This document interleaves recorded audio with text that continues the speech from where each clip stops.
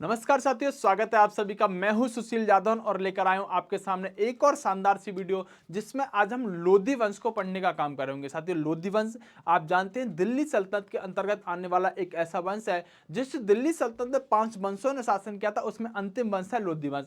हम क्रम से पढ़ेंगे, लेकिन आज हम एक छोटे से टॉपिक को उठा रहे हैं क्योंकि 10 मिनट की एक क्लास में हम एक टॉपिक को खल्लास करते हैं। तो आज हम लोधी वंश पर बनने वाले सारे के सारे प्रश्नों को कवर कर जाएंगे। दोस्तों आइएगा, लोधी वंश पर क्या क्या प्रश्न बन सकते हैं आपके सामने लेकर आ रहा हूं। देखो, लोधी वंश की जब हम बात करते हैं तो लोधी वंश ने जो शासन किया है साथियों, वो आपको दिखाई देना चाहिए कि 1451 से लेकर 1426 तक, यानी कि हम कह सकते हैं लोधी वंश का शासन हुआ है। 1451 से लेकर अगर हम बात करें 1526 तक आएंगे, जब बाबर का आक्रमण हो जाता है तो लोधी वंश यहां पर समाप्त हो जाता है। इब्राहिम लोधी इसके अंतिम शासक हुए हैं।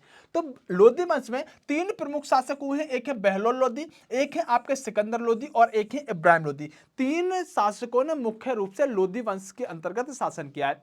और लोधी वंश में साथियों आपको बताना चाहूंगा कि ये एक ऐसा वंश होगा जो दिल्ली सल्तनत का अंतिम वंश होगा। और इसका अंतिम सुल्तान या शासक कौन होगा? इब्राहिम लोधी इसका अंतिम सुल्तान या अंतिम शासक होगा। तो चलिए देखो, यह लोधी वंश का संस्थापक हुए हैं। अगर हम बात करें साथियों सबसे पहले बात करेंगे यहां पर आपके बहलोल लोधी के बारे में।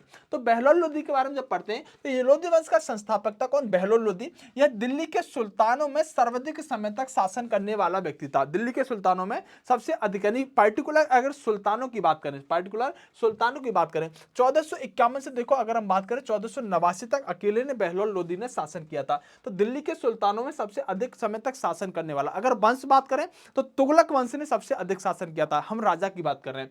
अगर दोस्तों बात करते हैं आगे, यह कभी भी ऊंचे सिंहासन पर नहीं बैठता था, बल्कि यह कालीन पर बैठता था तथा इसके चारों तरफ इसके अमीर बैठा करते थे।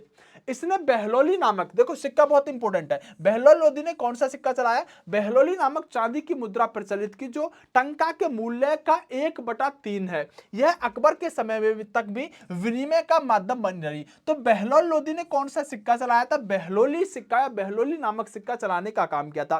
बहलोल लोधी जौनपुर के शासक हुसैन शाह सरकी को पराजित कर जौनपुर दिल्ली में मिला लेता है। तो जौनपुर के शासक हुआ करते थे जिनका नाम क्या था? जिनका नाम था साथियों यहां पर हुसैन शाह सरकी। इन पर आक्रमण करके जौनपुर को दिल्ली में मिलाने वाला शासक जो हुआ है वो बहलोल लोधी हुआ है। लोधी वंश में ही अगला शासक बनता है जिसे सिकंदर लोधी के नाम से आते हैं। सिकंदर लोधी बार बार पूछा जाता है, आगरा शहर की स्थापना करने वाला व्यक्ति कौन था? सिकंदर लोधी ने आगरा शहर की स्थापना करी थी, वही सिकंदर लोधी है। बहलोल लोधी के बाद सिकंदर लोधी शासक बनता है और लोधी वंश में सबसे प्रतापी शासक सिकंदर लोधी माना जाता है। इसके पिता बहलोल लोधी जो थे उनके 9 पुत्र थे और यह तीसरा पुत्र था, और इसका नाम जो था वो निजाम खां हुआ करता था। तो सिकंदर लोधी का नाम क्या है? निजाम खां है, जबकि इसके 9 भाई और भी हुआ करते थे। लेकिन बाद में सिकंदर लोधी के नाम से क्या हो जाता है? सिकंदर लोधी के नाम से फेमस होता है और सिकंदर लोधी के नाम से ही सिंहासन पर बैठने का काम करता है। सिकंदर लोधी एक लेखक भी था और वह साथियों फारसी भाषाओं की कविता लिखा करता था। लेकिन वह अपने नाम से कविता नहीं लिखता था, उसकी कविताओं में यहां पर उसका नाम गुलरुखी हुआ करता था। क्या? गुलरुखी के नाम से कविता लिखने वाला व्यक्ति कौन था? तो गुलरुखी के नाम से सिकंदर लोधी कविता लिखने का काम करता था। किसके नाम से? गुलरुखी के नाम से क्वेश्चन पूछा जाता है। अगर बात करते हैं साथियों सिकंदर लोधी के बारे में आगे, हाँ, वह हिंदू धर्म और इस्लाम धर्म दोनों धर्मों को एक नजर से देखता था। कहीं ना कहीं अच्छा शासक रहा होगा, एक नजर से देखता था। और साथियों यहां पर बात करें, कोई भी जिस भी धर्म में उसे कोई कार्य अच्छा नहीं लगता था, वह उस कार्य पर प्रतिबंध लगा दिया करता था। तो सिकंदर लोधी एक अच्छा शासक था, इस बात को हम कह सकते हैं साथियों, मान सकते हैं। पहली बात दोस्तों, अगर हम बात करें, एक शासक होता है इब्राहिम लोधी। देखो इब्राहिम लोधी, अगर हम बात करें दिल्ली सल्तनत के जितने भी शासक हुए ना, ये अभी तक किसी भी अटैक या आक्रमण में नहीं मारे गए थे।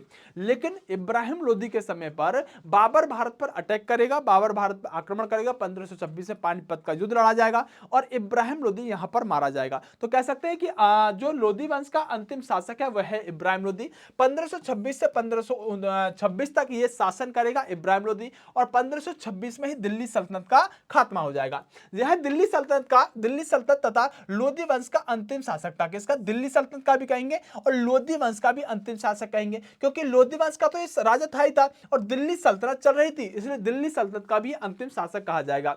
1518 में खतौली के युद्ध में, जिसमें इब्राहिम लोदी का सामना एक पराक्रमी राजा से होता है जिसका नाम होता है राणा सागा। क्या नाम है? राणा सागा। और राणा सागा इस इब्राहिम लोदी को बहुत बुरी तरह से हराता है और विजय होती है राणा सागा की।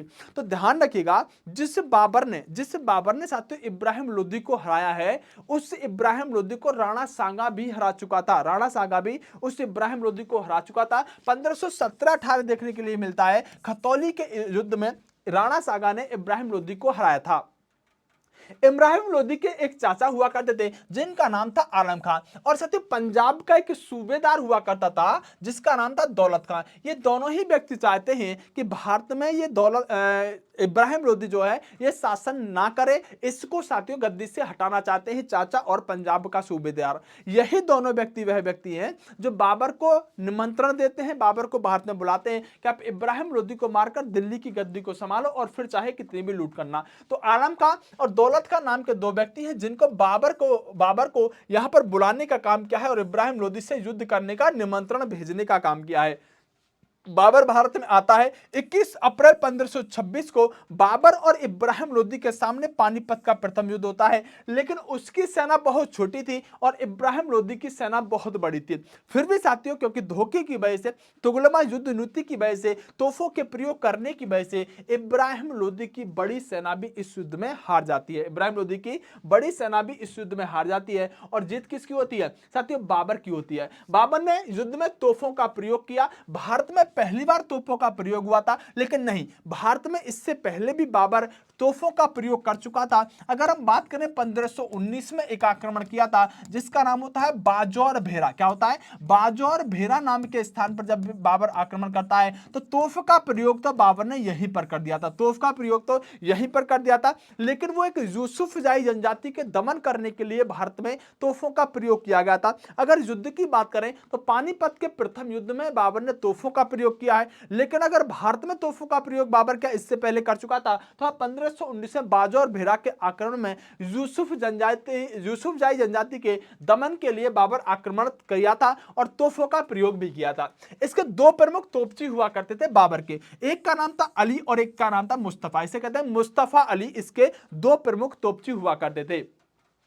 इसने युद्ध में एक तुगलमा युद्ध पद्धति हुआ करती थी, तुगलमा युद्ध पद्धति हुआ करती थी, उस पद्धति का प्रयोग किया, जिसकी वजह से साथियों यहां पर क्या हुआ कि इब्राहिम लोदी की सेना जो थी वो बड़ी होने के बाद भी हार गई। पहला तो तोपों का प्रयोग कर लिया, इब्राहिम लोदी की सेना जानती ही नहीं थी तोप। दूसरा साथियों, इसने तुगलमा युद्ध नीति का प्रयोग किया, जिसकी वजह से इस युद्ध में जो जीत हुई है वो इब्राहिम लोदी की नहीं हुई है, बाबर इस युद्ध में जीतता है। इब्राहिम लोदी युद्ध में मारा जाता है। देखो, अभी तक के दिल्ली सल्तनत के जितने भी शासक थे ये आपस में ही लड़ कट के मर रहे थे, लेकिन युद्ध में मारा जाने वाला दिल्ली सल्तनत का पहला शासक है इब्राहिम लोदी। क्या नाम है? इब्राहिम लोदी युद्ध में मारा जाता है। वह दिल्ली सल्तनत का आखिरी शासक होने के साथ पहला ऐसा दिल्ली का सुल्तान हुआ है जो किसी युद्ध में मारा गया है। अब तक के व्यक्ति जितने भी बैठे 5 वंशों में, गुलाम वंश, खिलजी वंश, तुगलक वंश, सैयद वंश, लोदी वंश, पांचों के पांचों वंशों में जितने भी राजा बैठे उनमें से एक भी युद्ध में नहीं मारा गया था। इब्राहिम लोदी एकमात्र व्यक्ति था जो युद्ध में मारा जाता है। दिल्ली सल्तनत का संपूर्ण खात्मा हो जाता है और इसके साथ ही भारत में मुगल शासकों का दौर शुरू होता है। क्या होता है? मुगल शासकों का दौर शुरू होता है। तो आप मुझे यह बताइएगा, इस वीडियो के बाद आप मुगल पढ़ेंगे या दिल्ली सल्तनत पर ही, या साथियों दिल्ली सल्तनत पर ही 10-10 मिनट की वीडियो में एक टॉपिक को खत्म किया जाए? दिल्ली सल्तनत पढ़ना चाहेंगे या मुगलों को पढ़ेंगे? एक वंश तो हो गया है, हमने आज लोधी वंश पढ़ लिया है, इससे आगे आप क्या पढ़ेंगे मुझे इस बारे में कमेंट करके बताइएगा। और एक आपका होमवर्क का क्वेश्चन है जिसका आंसर आपको कमेंट में देना होगा कि सैयद वंश ने किस वंश के समाप्त कर दिया, प्रशासन प्राप्त किया था। हाँ, ये प्रश्न है कि सैयद वंश जो गद्दी पर बैठा वो किस वंश को समाप्त करके गद्दी पर बैठा था। सैयद वंश जो गद्दी पर बैठा वो किस वंश को समाप्त करके गद्दी पर बैठा था, ये आपको कमेंट बॉक्स में इसका आंसर देना है। और एक बात और बतानी है साथियों कि आप बताइएगा मुगल काल को आगे पढ़ें 10 मिनट के शो में, एक अर्जा को एक वीडियो में खत्म करेंगे, और अगर हम दिल्ली सल्तनत पढ़ेंगे तो एक शासक एक वंश को एक वीडियो में खत्म कर देंगे। मुगल काल पढ़ेंगे तो एक राजा को पढ़ेंगे और दिल्ली सल्तनत में एक वंश को पढ़ेंगे। तो आप क्या चाहते हैं, आप मुझे कमेंट बॉक्स में जरूर बताइएगा। लोधी वंश को आज हमने पढ़ा है, इसी तरह से गुलाम वंश, खिलजी वंश, तुगलक वंश, सैयद वंश, सारे के सारे वंशों को कंप्लीट करेंगे। साथ ही उम्मीद करता हूं वीडियो आपको बहुत पसंद आएगी, जबरदस्त लगेगी। लाइक करते रहिएगा, शेयर करते रहिएगा। बेस्ट ऑफ लक, नमस्कार, जय हिंद मेरे प्यारे दोस्तों।